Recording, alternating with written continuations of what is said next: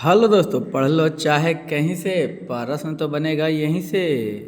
कौन सी पीटीसी पवन teaching centre में आपका स्वागत है। पेन पेपर हाथ में है और 10th के बायोलॉजी के बुक साथ में, तो बने रहे पवन टीचिंग सेंटर के साथ, पढ़ते रहें, यूँ आगे बढ़ते रहें।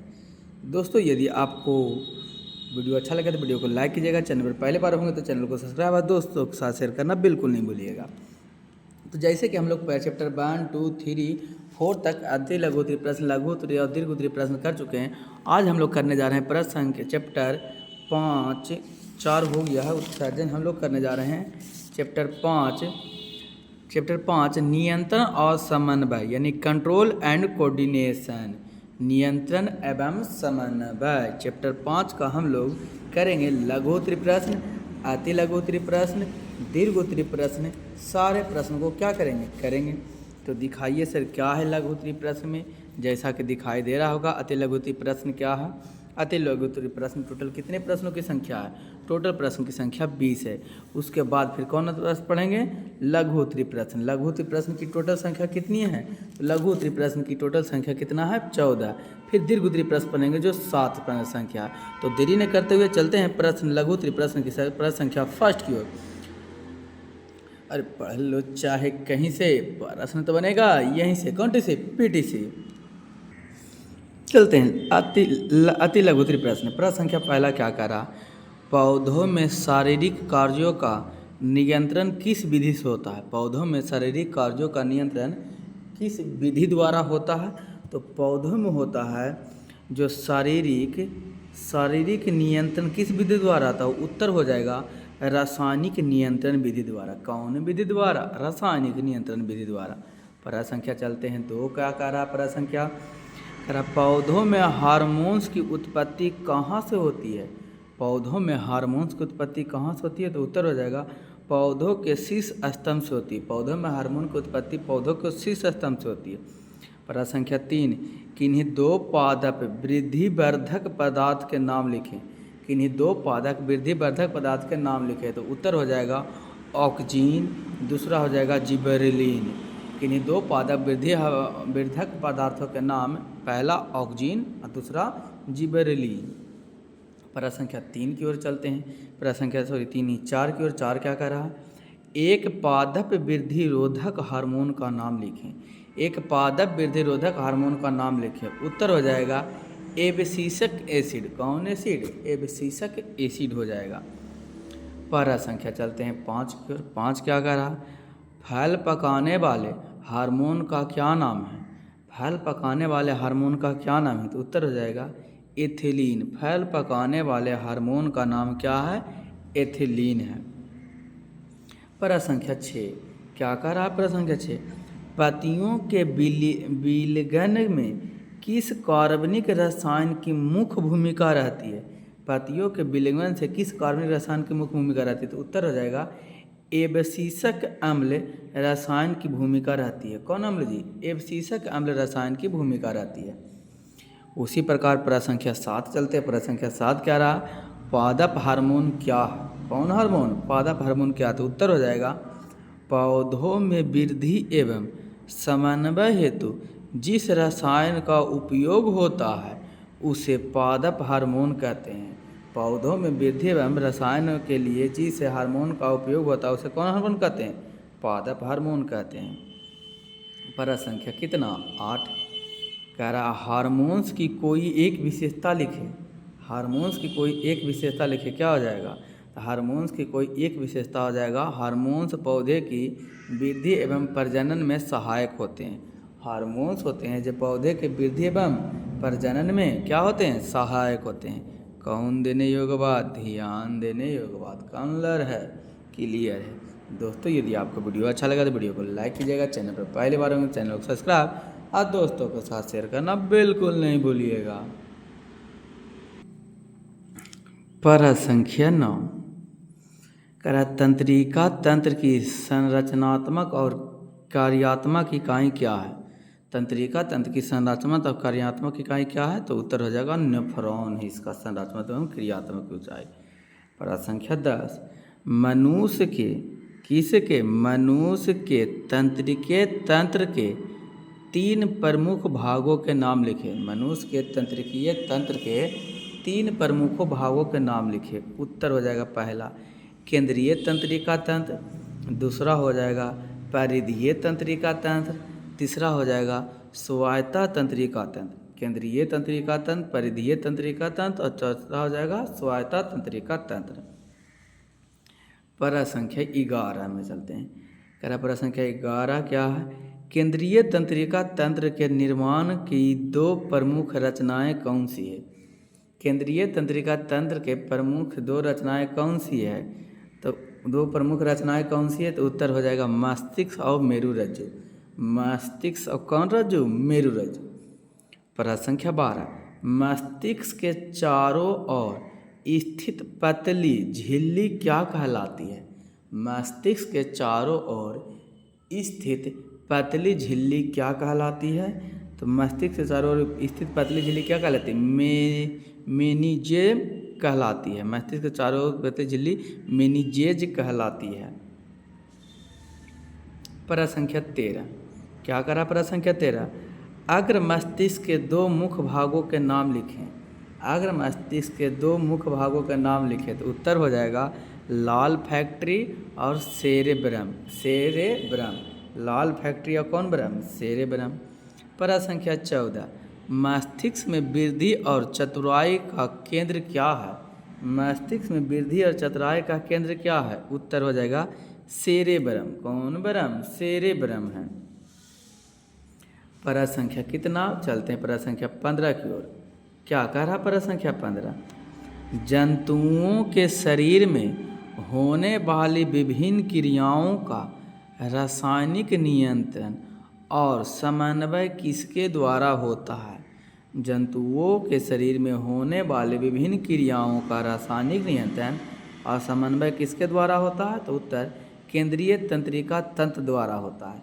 किसके द्वारा होता है? केंद्रीय तंत्रिका तंत्र द्वारा। प्रश्न संख्या 16, मनुष्य के शरीर में पाई जाने वाली तीन अंतःस्रावी ग्रंथियों के नाम लिखें। मनुष्य के शरीर में पाई जाने वाली तीन अंतःग्रंथियों के नाम लिखें। तो उत्तर हो जाएगा पहला पीयूष ग्रंथि, दूसरा हाइपोथैलेमस ग्रंथि, तीसरा थायराइड ग्रंथि। कितनी ग्रंथि? तीनों ग्रंथि होगी। अगला प्रश्न संख्या 17 करा एंड्रीनल ग्रंथि के कॉर्टेक्स भाग से स्रावित होने वाली एंड्रीनल ग्रंथि के कॉर्टेक्स भाग से स्रावित होने वाली हार्मोन के नाम लिखें। एंड्रीनल ग्रंथि के कॉर्टेक्स भाग से होने वाले स्रावित हार्मोन के नाम लिखें। उत्तर हो जाएगा एल्डोस्ट्रोन। कौन स्ट्रोन? एल्ड्रोस्ट्रोन हो जाएगा। प्रश्न संख्या 18, थायरॉक्सिन हार्मोन किसके द्वारा स्रावित होता है? क्वेश्चन है थायरॉक्सिन हार्मोन किसके द्वारा स्रावित होता है? उत्तर हो जाएगा थायराइड ग्रंथि के द्वारा। किसके द्वारा? थायराइड ग्रंथि के द्वारा स्रावित होता है। अगला प्रश्न संख्या 19 कह रहा है ब्रीसन द्वारा स्रावित होने वाले हार्मोन का क्या नाम है? ब्रीसन द्वारा स्रावित होने वाले हार्मोन को क्या नाम है? टेस्टोस्टेरोन। क्या कहेंगे? टेस्टोस्टेरोन। कौन? Terrain, testosterone. प्रश्न संख्या 20 जो कि अति लघु उत्तरीय प्रश्न के लास्ट प्रश्न है।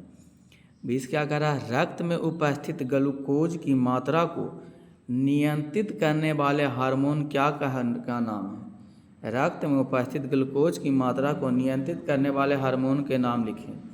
उत्तर हो जाएगा अग्नाशिक ग्रंथि इंसुलिन स्रावित हार्मोन। यानी कि कौन हार्मोन है जी? अग्नाशिक ग्रंथि से निकलता है इंसुलिन स्रावित हार्मोन। दोस्तों यदि आपको वीडियो अच्छा लगा तो वीडियो को लाइक कीजिएगा। चैनल पर पहली बात तो चैनल को सब्सक्राइब और दोस्तों के साथ शेयर करना बिल्कुल नहीं भूलिएगा। चलते हैं हम लोग लघु उत्तरीय प्रश्न की ओर। लघु उत्तरीय प्रश्न हम लोग अति लघु उत्तरीय प्रश्न 20 तो था, उसको हम लोग कर चुके। अब हम लोग चल रहे हैं कौन से प्रश्न की ओर चल रहे हैं? तो लघु उत्तरीय प्रश्न की ओर चल रहे हैं। क्या कह रहा लघु उत्तरीय प्रश्न? जो देखते हैं। पहला क्वेश्चन है, जीवों के अंगों एवं अंतरों के कार्य का समन्वय एवं नियंत्रण क्यों जरूरी है? जीवों के अंगों एवं अंग तंत्र यानी कि अंग के जो तंत्र है उसके नियंत्रण का क्या समन्वय कार्य है? तो उत्तर हो जाएगा, अंगन तंत्रों के विभिन्न अंगों के बीच समन्वय स्थापित करने के लिए नियंत्रण की आवश्यकता होती है। बिना नियंत्रण के अंगों के कार्य करने का समय एक नहीं होगा एवं वे व्यवस्थित ढंग से अपने कार्यों का संपादन नहीं कर सकेंगे। इसलिए जीवों के विभिन्न अंगों एवं अंग तंत्रों का समन्वय एवं नियंत्रण उनके विभिन्न कार्यों के कुशल संचालन के लिए अनिवार्य है। क्या है? अनिवार्य है। कौन देने योग्य बात? ध्यान देने योग्य बात। पढ़ लो चाहे कहीं से, प्रश्न तो बनेगा यहीं से, कौन टीसी तो पीटीसी पवन टीचिंग सेंटर। आगे चलते हैं परा संख्या 2 की ओर। क्या कह रहा है परा संख्या 2? तो परा संख्या 2 कह रहा है जिबरेलिन्स की मुख्य उपयोगिता क्या है? जिबरेलिन्स की मुख्य उपयोगिता क्या है? तो उत्तर होगा, जिबरेलिन्स का मुख्य हार्मोन जिबरेलिक अम्ल है। कौन अम्ल है? जिबरेलिक अम्ल है, जो जटिल कार्बनिक यौगिक है। जो क्या है जी? जटिल कार्बनिक यौगिक है। कोशिका विभाजन एवं कोशिका दीर्घन द्वारा से ये पौधे के स्तंभ की लंबाई में वृद्धि करते हैं। पौधे के स्तंभ की लंबाई में क्या करता है? वृद्धि करता है। इनके उपयोग से बृहत आकार के फलों एवं फूलों का उत्पादन किया जाता है। बृहद आकार से फलों एवं फूलों का उत्पादन किया जाता है। बीज रहित फलों के उत्पादन में ऑक्सीजन की तरह सहायक होता है। ऑक्सीजन की तरह क्या होता है? सहायक होता है। कौन देने योग्य बात? तो सर ध्यान देने योग्य बात। तो कौन लर है? सर क्लियर है। आगे चलते हैं परा संख्या 3 की ओर। क्या कह रहा परा संख्या 3? तो कह रहा है सर परा संख्या 3 कह रहा है वृद्धि नियंत्रण पदार्थ से क्या तात्पर्य है?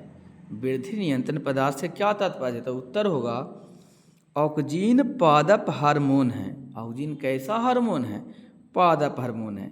यह पौधे के स्तंभ शीर्ष पर मुख्य रूप से संश्लेषित होने वाला कार्बनिक यौगिक है।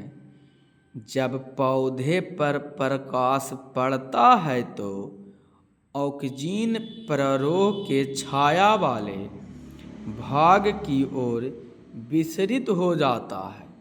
यह पौधे की तनों की वृद्धि में सहायक होता है। वृद्धि में क्या होता है? सहायक होता है। कौन देने योग्य बात? ध्यान देने योग्य बात। कौन लर है? तो क्लियर है।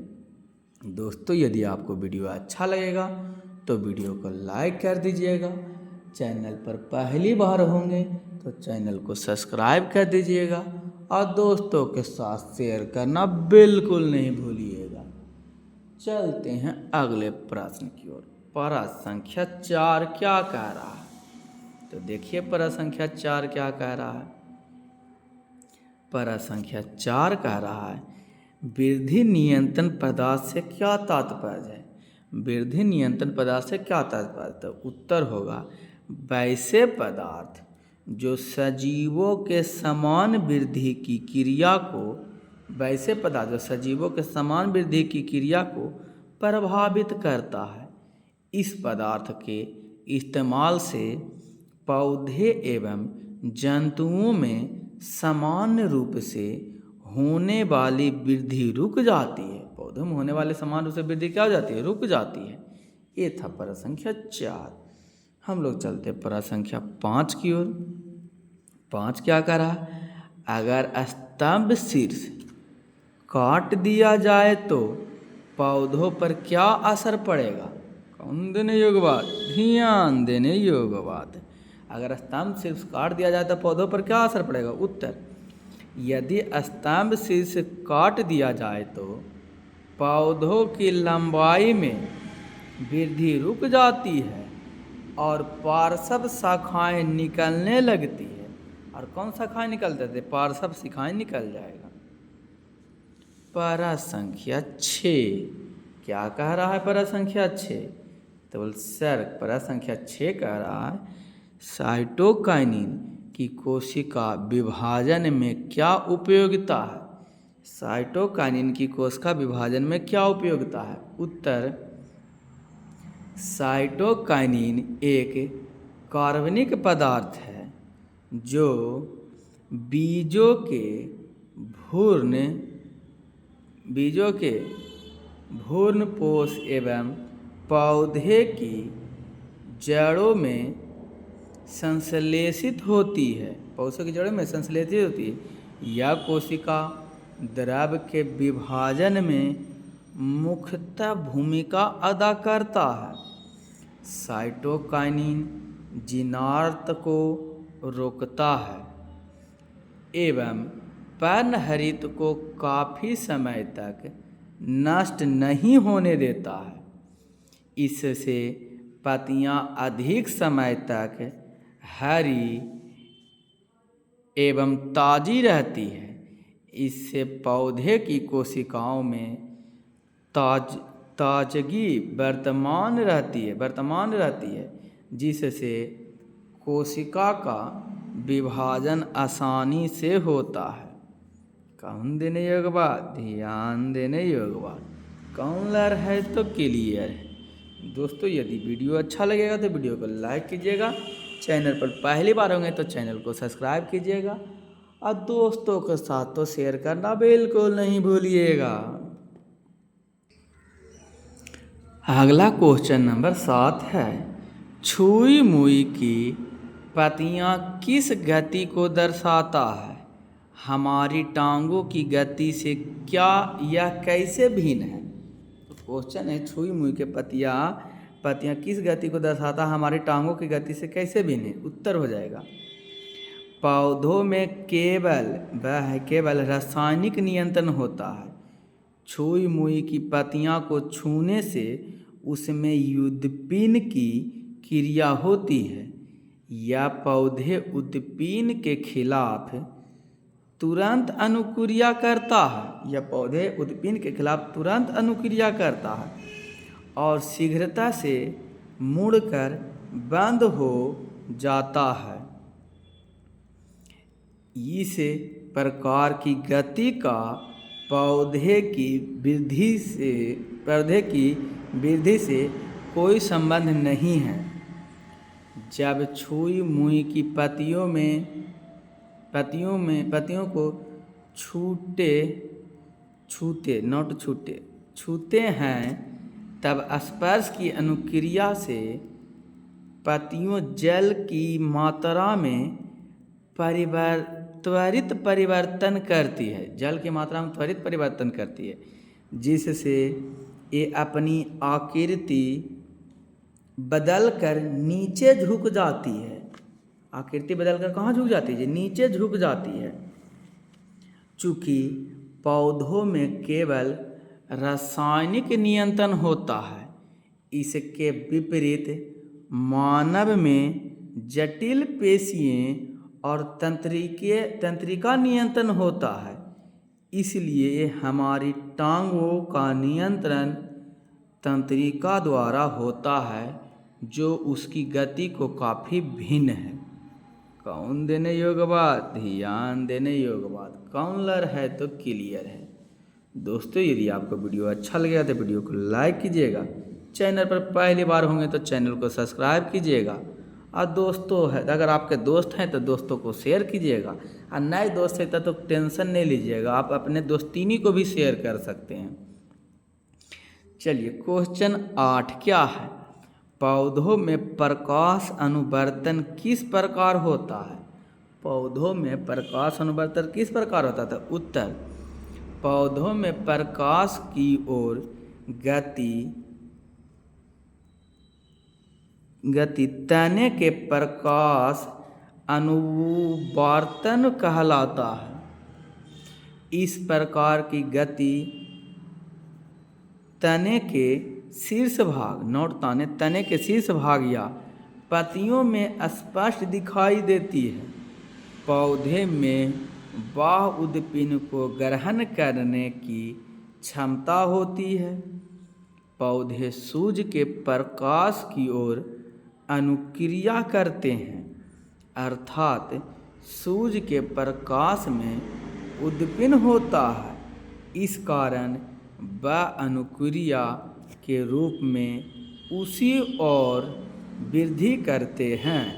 कौन देने योग्य बात? ध्यान देने योग्य बात। कौन लर है? तो क्लियर है। दोस्तों, यदि आपको वीडियो अच्छा लगेगा, वीडियो को लाइक कर दीजिएगा। चैनल पर पहली बार होंगे तो चैनल को सब्सक्राइब कर दीजिएगा, और दोस्त होंगे तो दोस्त को शेयर कीजिएगा, और दोस्तीनी होंगे तो दोस्तीनी को भी शेयर कीजिएगा। पारा संख्या 9 क्या कह रहा है? पारा संख्या 9, जंतुओं के शरीर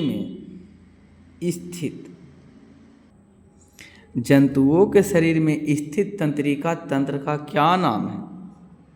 उत्तर, जंतुओं में तंत्रिका तंत्र विभिन्न प्रकार की आंतरिक संवेदना या उद्दीपन जैसे प्यास, भूख, तृष्णा, रोग इत्यादि तथा बल, संवेदना या उद्दीपन जैसे भौतिक, रासायनिक, यांत्रिक या विद्युतीय प्रभावों को ग्रहण करने, शरीर के विभिन्न भागों में उनका संवहन करने तथा संवेदनाओं की प्रतिक्रिया व्यक्त करने के लिए अंगों को प्रेरित करने का कार्य करती है। कौन देने योग्य बात? वही वाला बात हो गया सर, ध्यान देने योग्य बात। कौन लर है? तो क्लियर है। वही बात फिर से दोस्तों, अच्छा लगेगा तो लाइक कीजिएगा, खराब लगेगा तो भी लाइक कीजिएगा, नहीं देखना चाहते हैं वीडियो को तो भी लाइक कीजिएगा, यानी आप लाइक ही करके जाइए। चलिए कोई नहीं, जोक सपाट। चलते हैं अगले प्रश्न की ओर। प्रश्न संख्या 10 करा 10 में मनुष्य के तंत्रिका तंत्र के विभिन्न भागों को कौन कौन से हैं तथा ये किन किन रचनाओं से बनते हैं? उत्तर, केंद्रीय तंत्रिका तंत्र, इस तंत्र में मस्तिष्क तथा रीढ़ रज्जु सम्मिलित होते हैं। दूसरा, परिधीय तंत्रिका तंत्र, इसमें कपालीय तंत्रिकाएं, स्पाइनल, मेरु तंत्रिकाएं तथा आंतरांगी तंत्रिकाएं सम्मिलित होती है। स्वायत्त तंत्रिका तंत्र, यह 2 प्रकार का स्वीकार किया जाता है। पहला अनुकंपीय तंत्रिका तंत्र, दूसरा परानुकंपीय तंत्रिका तंत्र। कौन देने योग्य बात? ध्यान देने योग्य बात। कौन लर है? तो क्लियर है। दोस्तों, यदि वही बात है, अच्छा लगेगा सब्सक्राइब, लाइक और शेयर करना ना भूलिएगा। चलते हैं प्रश्न संख्या 11 की ओर। प्रश्न संख्या 11 क्या करा जो देखते हैं। मस्तिष्क के महत्वपूर्ण कार्यों का उल्लेख करें। उत्तर, मस्तिष्क तंत्रिका तंत्र का सबसे महत्वपूर्ण भाग है।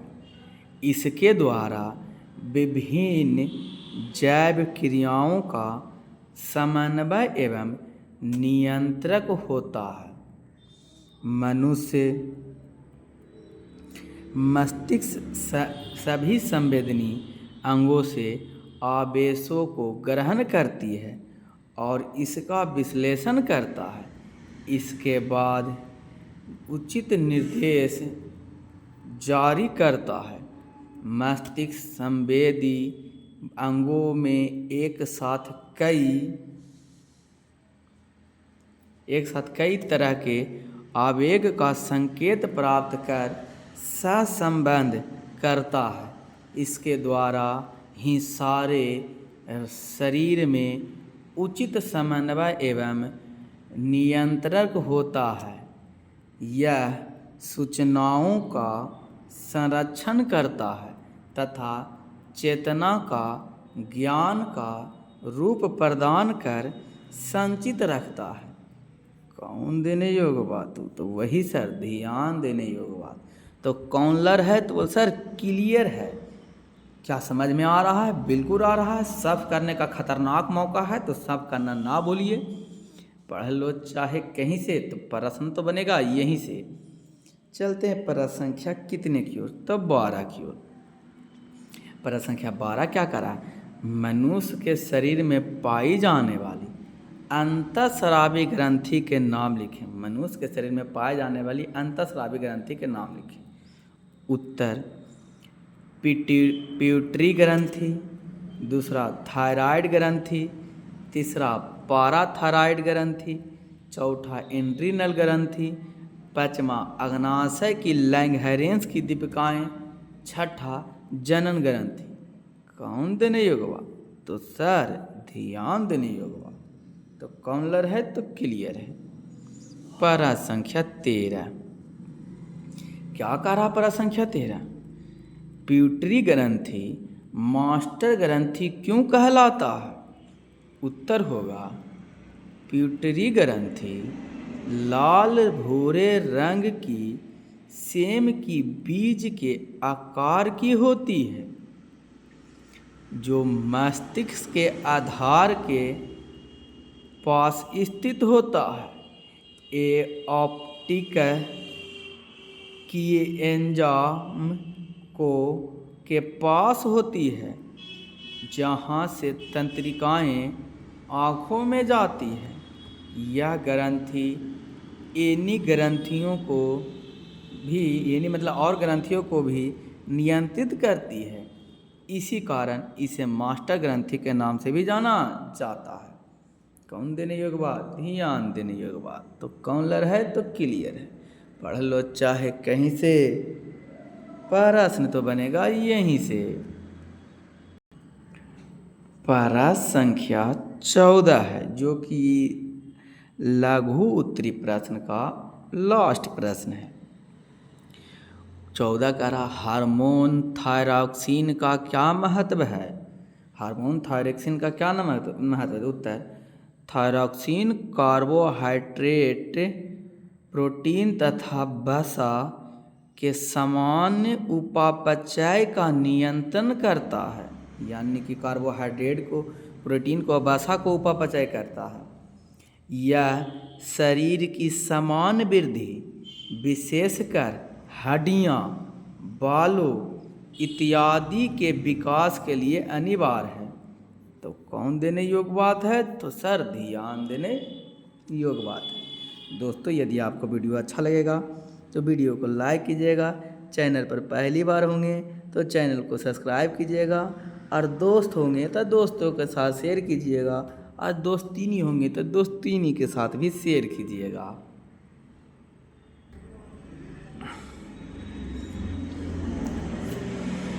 दीर्घ उत्तरी प्रश्न, जैसा कि आपको दिखाई दे रहा होगा, क्वेश्चन है पादप हार्मोन के मुख्य उदाहरण लिखे एवं औक्जिक के प्रभावों का वर्णन करें। पादप के मुख्य उदाहरण को लिखे, औक्जिक के प्रभावों का वर्णन करें। उत्तर दीर्घ उत्तरी प्रश्न है तो थोड़ा सा लंबा तो क्वेश्चन होगा ही। पादप हार्मोन के मुख्यतः उदाहरण, पहला auxin, gibberellin, cytokinin, abscisic acid, ethylene. कराइन में ऑक्सीजन के प्रभाव को कहा निकाले थे। कुल इतना हो गया, 5 हो गया। ऑक्सीजन के प्रभाव का वर्णन करे कहा तो उसका वर्णन भी कर देते हैं। ऑक्सीजन के प्रभाव देके डैश डैश यानी कि एरो दे दीजिए आप। पौधे के स्तंभ शीर्ष पर मुख्यतः संश्लेषण होने वाली एक कार्बनिक यौगिक कोशिका विभाजन एवं कोशिका दीर्घन में सहायक करता है। जब पौधे पर प्रकाश पड़ता है तो ऑक्सीजन प्ररोह के छाया वाले भाग की ओर विसरित हो जाती है, छाया वाले भाग को विकसित हो जाती है। फिर कोशिका दीर्घन के द्वारा ऑक्सीजन तने की वृद्धि में सहायक होता है। यदि स्तंभ का शीर्ष काट दिया जाए तो पौधे की लंबाई में वृद्धि रुक जाती है और पार्श्व शाखाएं निकलने लगती है। ये प्रायः बीज रहित फलों के उत्पादन में सहायक होता है। कौन देने योग्य बात? तो सर ध्यान देने योग्य बात तो कौन लर है? तो सर क्लियर तो रहबे करेगा। तो चलते हैं परा संख्या कितने की ओर? 2 की ओर। क्या कह रहा परा संख्या 2? तो कह रहा सर परा संख्या 2 कह रहा है वृद्धि नियंत्रण पदार्थों से आप क्या समझते हैं? पौधों में रासायनिक समन्वय कैसे होता है? तो उत्तर होगा पौधों की जैविक क्रियाओं के बीच समन्वय स्थापित करने वाले रासायनिक पदार्थ पादप हार्मोन या फाइटो हार्मोन कहते हैं।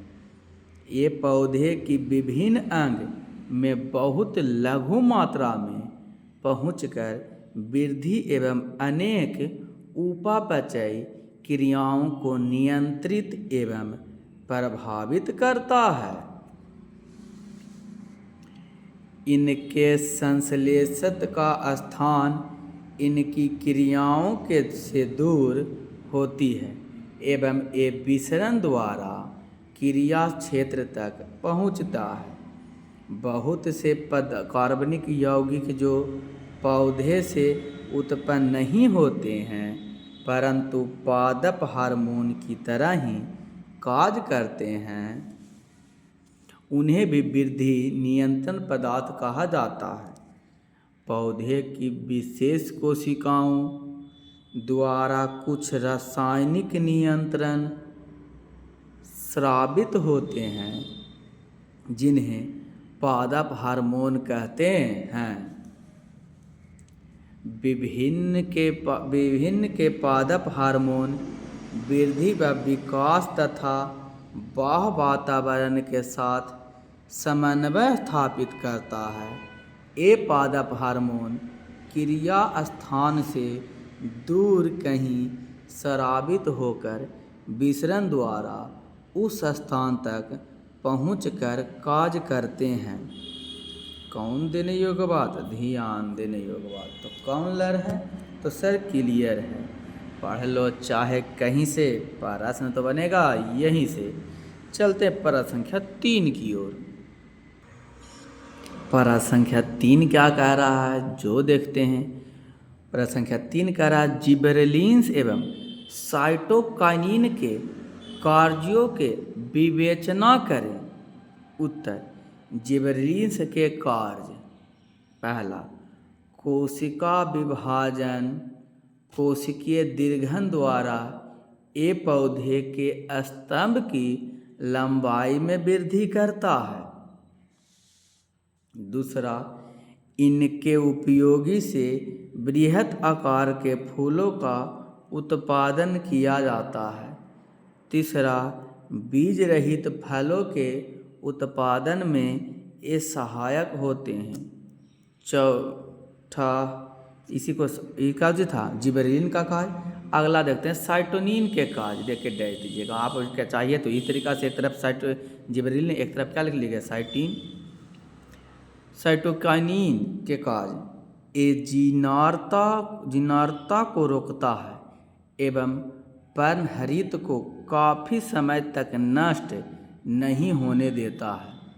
तीसरा, इससे पत्तियां अधिक हरी और ताज़ी बनी रहती है।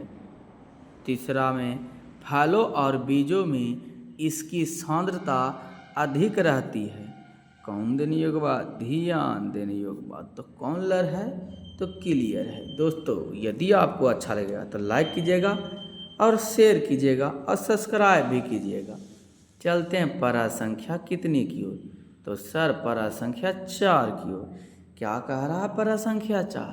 परा संख्या 4 कह रहा है तंत्रिका कोशिकाओं या न्यूरॉन की संरचना का सचित्र वर्णन करें। उत्तर, तंत्रिका कोशिकाएं न्यूरॉन संदेशों का संवाहक करने वाली मूल इकाई हैं। यह विशेष रूप से लंबी होती है। इसमें जीव द्रव से घिरा हुआ केंद्रक होता है। जीव द्रव से डेंड्राइट्स नामक अनेक छोटी छोटी शाखाएं निकलती है। इस शाखाओं में से एक शाखा अधिक लंबी होती है।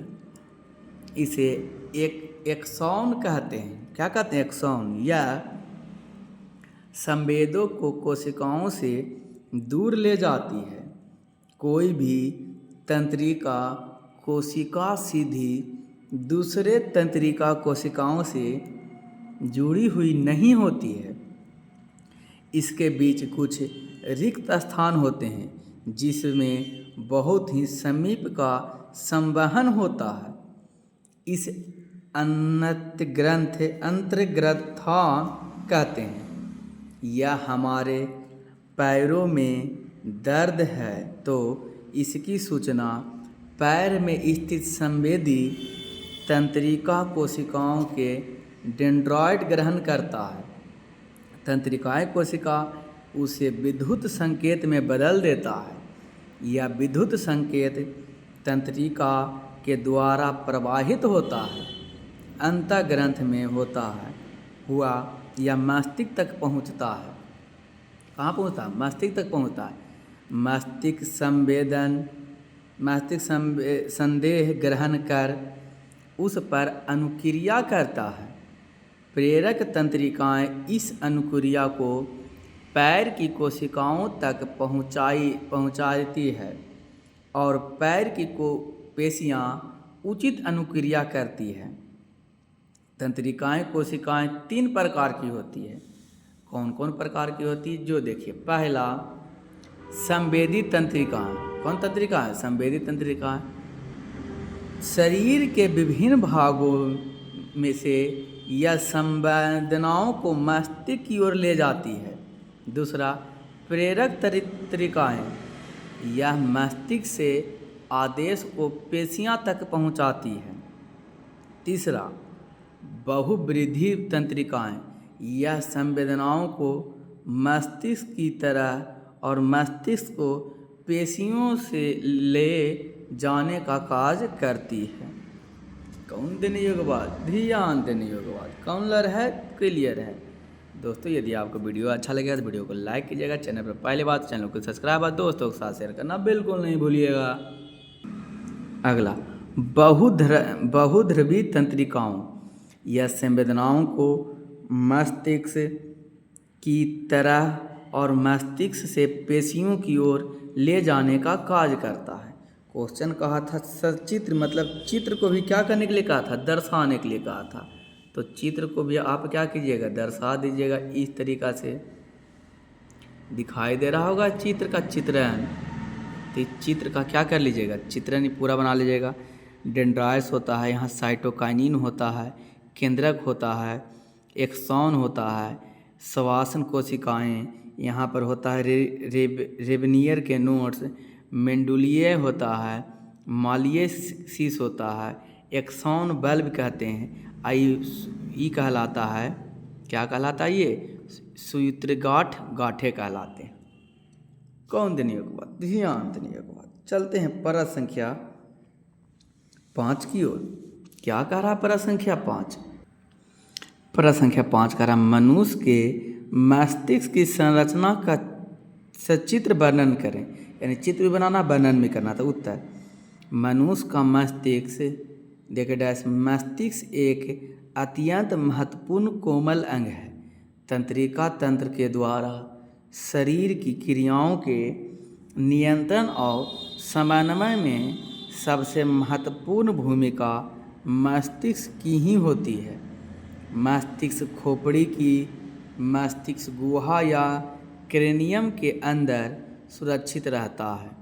यह चारों ओर से तंतुमय संयोजित ऊतक की एक झिल्ली से घिरा होता है जिसे मेनिंजेज कहते हैं। यह झिल्ली कोमल मस्तिष्क को बाहर आघातों तथा दबावों से बचाता है। मेनिंजेज और मस्तिष्क के बीच सेरिब्रोस्पाइनल द्रव भरा होता है। मस्तिष्क की गुहा भी इस द्रव से भरी होती है।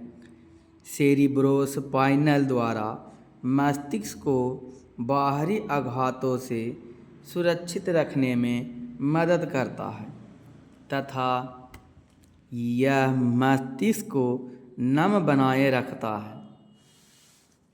मनुष्य का मस्तिष्क एनिकशेरुकों की अपेक्षा ज़्यादा जटिल और विविक्त सतत होता है। इसका औसत आयतन लगभग 1950 ml तथा औसत भार 1.5 kg है।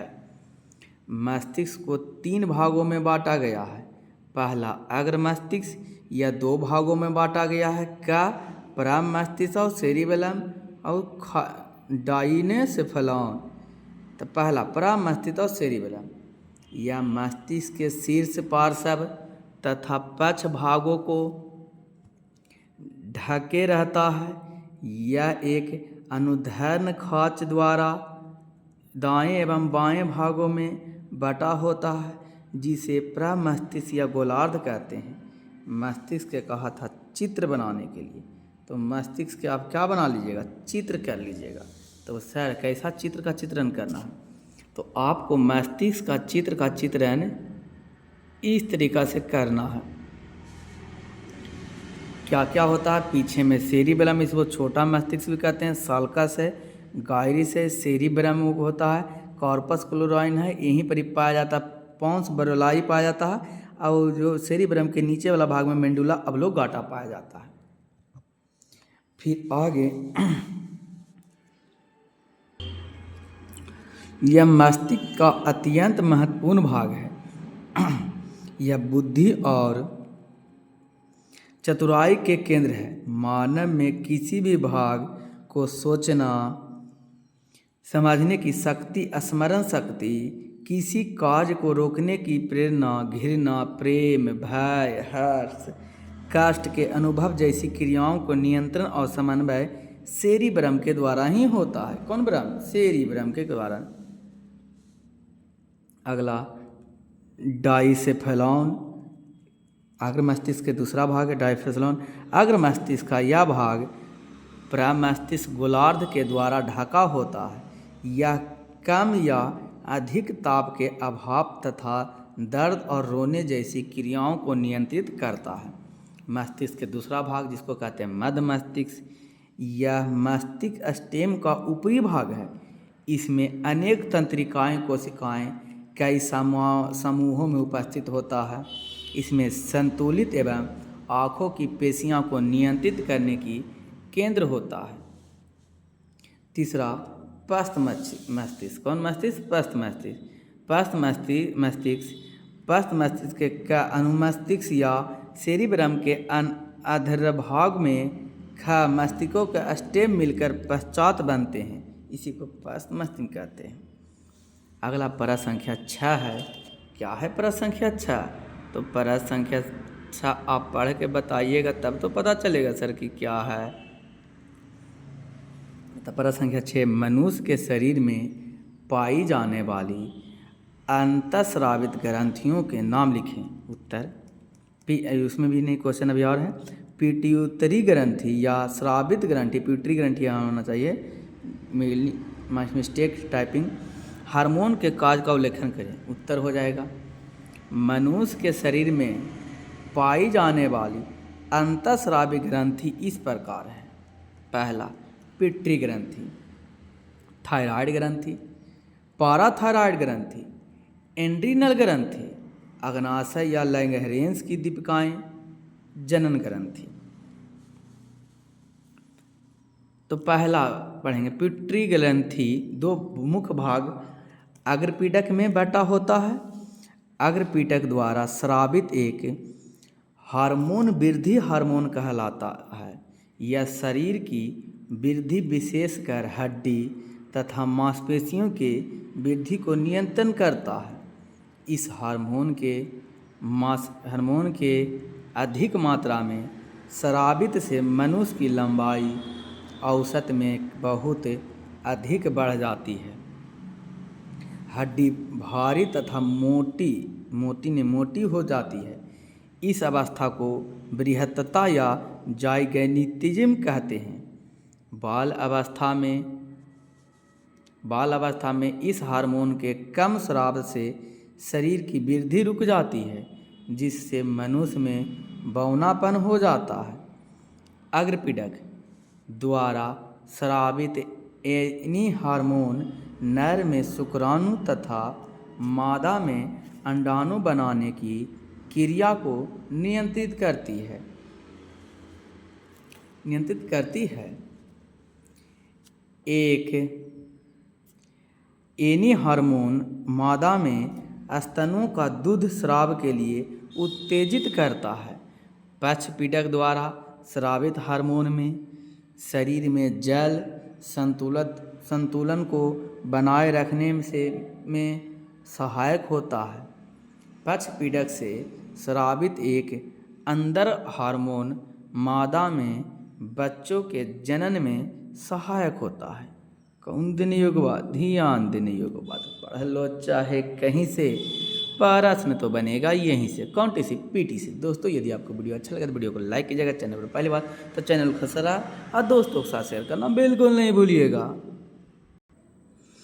दीर्घ उत्तरी प्रश्न के अंतिम प्रश्न है, तो चलते हैं। क्या कह रहा प्रश्न, एड्रिनल और जनन ग्रंथि द्वारा स्रावित हार्मोन और उसके कार्यों का उल्लेख करें। उत्तर, एड्रिनल ग्रंथि, इसे सुप्रारिनल ग्लैंड भी कहते हैं। यह प्रत्येक वृक्क के ऊपरी सिरे पर अंदर की ओर स्थित रहती है। इनके दो भाग कॉर्टेक्स एवं मेडुला होता है। ये दोनों भाग कार्यात्मक रूप से तथा उत्पत्ति में भी एक दूसरे से भिन्न होती है। एड्रिनल ग्रंथि कॉर्टेक्स से निम्न हार्मोन स्रावित होती है। निम्न हार्मोन क्या होती है? स्रावित होती है।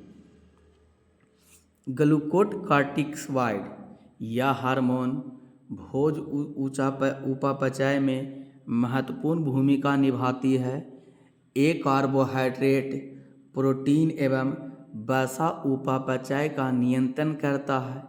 शरीर में जल एवं इलेक्ट्रोलाइटिस के नियंत्रण में सहायक करता है। दूसरा, मिनरल कॉर्टिकॉइड, इसका मुख्य कार्य वृक्क नलिकाओं द्वारा लवण के पुनः अवशोषण एवं शरीर में एनी लवणों की मात्रा का नियंत्रण करता है। यह हार्मोन शरीर में जल संतुलन को भी नियंत्रित करता है। तीसरा, लिंग हार्मोन, ये हार्मोन पेशियों तथा हड्डियों के परिवृद्धि, बाह्यलिंग, बालों के आने का प्रतिमान एवं यौन आचरण को नियंत्रित करता है। उपर्युक्त तीनों हार्मोन एड्रिनल द्वारा स्रावित होते हैं। एड्रिनल मेडुला द्वारा निम्न हार्मोन स्रावित होता है। उसी प्रकार ये था एड्रिनल जनन ग्रंथि हार्मोन। फिर एनिफ्रेनिक्स, यह भय, ये हार्मोन है एनिफ्रेनिक हार्मोन। यह भय, गुस्सा, उत्तेजना, तनाव के कारण स्रावित होता है। इसके स्राव से चेहरे पर तनाव, गुस्सा, भय आदि का भाव स्पष्ट दिखाई देता है। यह रक्त शर्करा की मात्रा को बढ़ाता है। दूसरा, नॉरेपिनेफ्रेन, यह हृदय पेशियों की उत्तेजनाशीलता एवं संकुचनशीलता को तेज करता है। फलस्वरूप रक्तचाप बढ़ जाता है। इस कारण रक्त में शर्करा की मात्रा बढ़ जाता है। जनन ग्रंथि जनन कोशिकाओं के निर्माण के महत्वपूर्ण कार्य के अतिरिक्त जनन ग्रंथि अंतःस्रावित ग्रंथियों के रूप में भी कार्य करता है। अंडाशय द्वारा कई हार्मोन का स्राव होता है। बालिकाओं के शरीर में यौवन अवस्था में होने वाले सभी परिवर्तनों इन हार्मोन के कारण ही होता है। वृषण द्वारा स्रावित हार्मोन को एंड्रोजेन कहते हैं। सबसे पहले एंड्रोजेन हार्मोन को टेस्टोस्टेरोन कहते हैं। यह हार्मोन पुरुषोचित लैंगिक लक्षणों के परिवर्तन एवं यौन आचरण को प्रेरित करता है। कौन देने योग्य बात, ध्यान देने योग्य बात। काउंसलर है तो क्लियर है। दोस्तों यदि आपको वीडियो अच्छा लगा तो वीडियो को लाइक करिएगा, चैनल पर पहली बात है चैनल को सब्सक्राइब और दोस्तों के साथ शेयर करना बिल्कुल नहीं भूलिएगा। पढ़ लो चाहे कहीं से, प्रश्न तो बनेगा यहीं से, कॉन्टेसिव पीटीसी। अंत में मैं आपको यह कहूँगा, छोटे को प्यार दे, बड़े को सम्मान करें, अपना व्यक्ति इस तरीक़ा से कायम रखें कि आपके साथ रह रही स्त्री भी सुरक्षित महसूस कर सके। अंत तक आपका वीडियो देखने के लिए धन्यवाद। बने रहे पवन टीचिंग सेंटर के साथ, पढ़ते रहें, यूँ ही आगे बढ़ते रहें।